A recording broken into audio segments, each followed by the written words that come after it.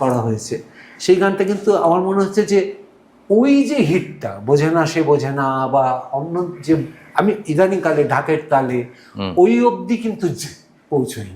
এটাও হিট গান, কিন্তু এটা হচ্ছে এদিককার হিট গান বলে আমার মনে হয় না। এখন হিট বলতে আমার যেটা মনে হয়, দেখো আমি বরাবরই এই একটা কথা, যে গানটা তুমি আজকে ভাগ করে দিচ্ছ মানুষের মধ্যে, আজকের দিনে দাঁড়িয়ে বলছি, আমি আগেকার হিসেব কিন্তু বলছি না, আগেকার পরের বলে কোনো হিসেব হয় না। অডিয়েন্স পাল্টে একটা গেছে। গান ধরে নাও, অডিয়েন্স পাল্টে গেলেও তুমি যদি সেই একটা গান ধরে নাও, আমি কথার কথা বলছি যে আশা ছিল, আমি যে কোনো একটা গান, বাংলা গানের, এটা কিন্তু আজকের জেনারেশনও রিলেট করছে, তখনও রিলেট করেছে, তার যারা বাবা মা তারাও রিলেট করেছে, যে মাটিতে দাঁড়িয়ে ধান বনের তাকেও রিলেট করছে ওই জায়গাটা। ওই জন্য বললাম সত্য। আরেকটা জিনিস এটা কেন হয়েছে আমি বলছি, এই গানটা যার লিপে তিনি ঘরে ঘরে সেরকম ঘরে ঘরে, না আজকের দিনের কজন উত্তম কুমারের সেই ছবি দেখেছে? আজকের জেনারেশন কি করে রিলেট করছে? না রিলেট করছে বিকজ রিয়েলিটি শোতে খালি পুরনো গান বাজছে। না কেন বাজছে? এই তো তোমরা বলো, আমি তো চাইছি এটাই তো বলছি।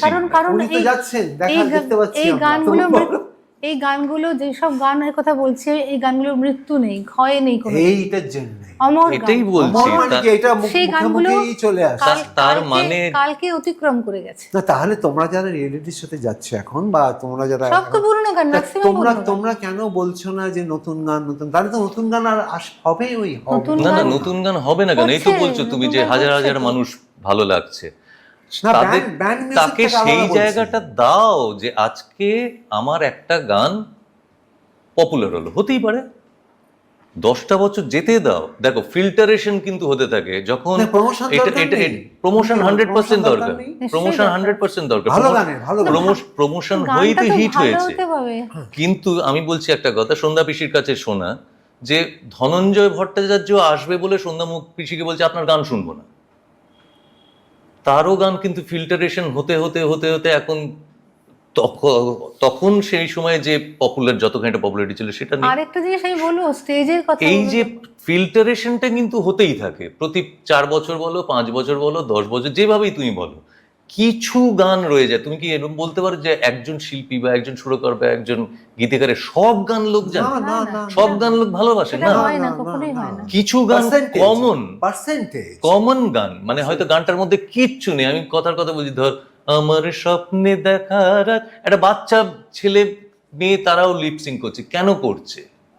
কিছুই তো নেই গানটার মধ্যে। কালকে আমি একটা জায়গায়, উত্তম কুমার আছেন, না না, উত্তম কুমারকে যেভাবে দেখানো হয়েছিল সেইভাবে, এটাতে বিরাট ব্যাপার, কার মুখ দিয়ে ওটা যাচ্ছে তখন। উত্তম কুমারের লিপে দারুণ, তার মানে তুমি বলতে চাও উত্তম কুমারের লিপে যা গান হয়েছে সব সুপার? না না না না, গানটা ভালো তো ফার্স্ট পয়েন্ট, গানটার মধ্যে কিছুই নেই। না তোমার বক্তব্য অনুযায়ী যে গান শিখে গাইতে হবে তবে এই গানটা গাওয়া যাবে, কিন্তু আমার মনে হয় গানের মধ্যে যে সিম্পলিসিটিটা ছিল, এখন যেমন আমায় গানের একটা কোনো কাজ, মানে গান গাইতে গেলে গানের প্রচন্ড কাজ দেখাতে হবে, কেন কেন কেন বলতে অসুবিধা ঠিকই।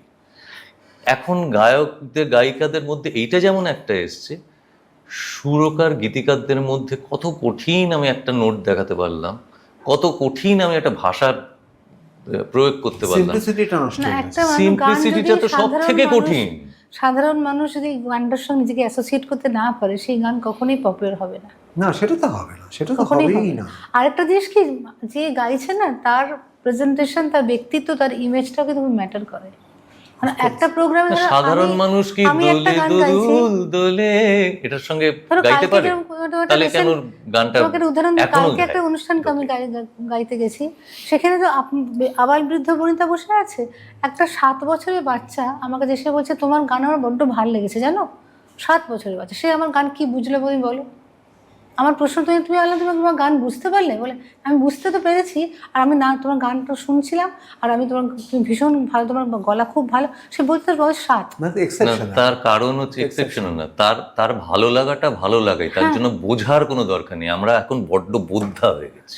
হতে পারে সেটা, একটা গান করতে গিয়ে তার কতটা লাগলো কিনা। বহু গান আছে কিশোর কুমারের কিংবা হেমন্ত জেঠুর, হয়তো একটা সুর থেকে এটা এদিক ওদিক হয়েছে, লতা মঙ্গেশকরও হয়েছে 2-1টা গান, তাতে কি এসে গেল? না না সেটা না, কিন্তু এখানে আমার দুটো দিক আমরা এখন যে গান দেখতে পাচ্ছি, দুটো দিক। একটা হচ্ছে ও যেটা বলছে খুব বোদ্ধা হয়ে গেছি, যদি বোদ্ধা হয়ে যাই তাহলে একটু ভালো গানও আমি বলছি খুব ক্লাসিক্যাল ওরিয়েন্টেড গান, বোদ্ধা মানে ও যেটা বলছে তাই হওয়া উচিত, ভালো গান তাদের ভালো লাগা উচিত, সেটাও তো অ্যাকসেপ্টেড হচ্ছে না। আবার ওদিকে একটা এমন সেকশন রয়েছে যে টুনির মা বাদাম টাদাম নিয়ে বেশ ভালোই চলছে, তার মানে আমরা তাহলে ও অডিয়েন্স বলছি বোদ্ধা হয়ে গেছে, তার মানে অডিয়েন্স বোদ্ধা হয়নি, তাহলে টুনির মা লাইন দিয়ে এরকম মানে সুপার ডুপার হিট হচ্ছে কেন?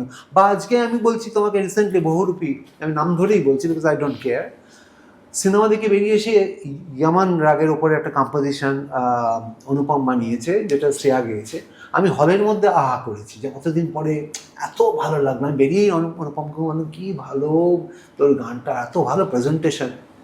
ওই গানটা প্রমোটই করা হলো না, হলো নাচের গানগুলোকে করে বহুরূপী বলতে, এখন কিন্তু কতগুলো নাচের গান আমি এই কথা বললাম। তার মানে কি ওটা তো শ্রেয়াতে ভীষণ কারিকুরি করেনি, গানটা ফাটিয়ে গিয়েছে, বিউটিফুল সং, এবং ফ্ল্যাট তুমি যেরকম গানের কথা বললে ওরমভাবেই গিয়েছে, গান প্রমোশনই হলো না, মানে প্রথম থেকে ধরে নেওয়া হলো যে এই গানটা নেবে না। সব ভালো গানই যে ভীষণ প্রমোটেড হয়েছে তা তো নয়। তাহলে কি রাস্তাটা কি? বিতর্ক করে শেষ নেই, কেন বলছি কিছু কিছু গান সেগুলো এমন একটা জায়গায় চলে যাচ্ছে, কিন্তু সেগুলো গানের কোয়ালিটি অনুযায়ী তুমি একবার কিচ্ছু নেই। আমি তো সেই জন্যই বলছি যে where we are leading to. আমার কাছে যেটা তোমাদের কাছে প্রশ্ন, একটা জিনিস তোমাকে তো বলতে হবে ডেফিনেটলি যে মানে এটা না, মানে আমরা বুঝে গেছি যে ভালো গান করতে গেলে কি হয়, এগুলো তো আমরা সব জানি। এখন যে জায়গায় দাঁড়াচ্ছে সেটা হচ্ছে যে এর থেকে মানে এগিয়ে যাওয়ার রাস্তাটা কোথায়, মানে কিভাবে ভালো গান বাজনা, খালি আমি বলছি না সিনেমার গান বাজনা, এমনি মেন স্ট্রিম গান বাজনা কি করে, কোন রাস্তায় গেলে, তোমার যদি তিনটে সাজেশন তোমার কাছ থেকে আমি ভুট্টো চাই, বা তোমার কাছ থেকে এই তিনটে জিনিস করলে আমার মনে হয় একটু বেটার হবে, এইটা তো বলতে পারো। আমার যেটা মনে হয় সেটা হচ্ছে যে তিনটে জিনিস বলো, তুমিও তিনটে বলো। এক নম্বর হচ্ছে যে তুমি যেটা পারো, তুমি মনে করো যে তুমি যেটা পারো, ডিরেক্টর, মিউজিক ডিরেক্টর, না যারা পারফর্ম করছে, যেটাই ডিরেক্টর কাজ করছে, যারা যে কাজটা করছে সে পারফর্ম করছে, তো অ্যাক্টর অ্যাক্টিং করছে, ক্যামেরাম্যান ক্যামেরা করছে, এডিটর এডিট করছে, যাই হোক, বা ইভেন যারা দেখছে তাদেরও যদি একটা জায়গা হয় যে আমি যেটা ভালো পারি বা আমি যেটা করতে পারি, আমি ওইটাই যতটা পারবো 100% দেওয়ার চেষ্টা, জিনিস করবো না, অন্য জিনিসটার মধ্যে আমি নাই বা গেলাম, তাতে কি হতে পারে, তোমার একটা আইডেন্টিটি তৈরি হয় যে তুমি এটা পারো, এটা নাম্বার ওয়ান। এটা নাম্বার ওয়ান। নাম্বার টু হচ্ছে যে তোমার এইটা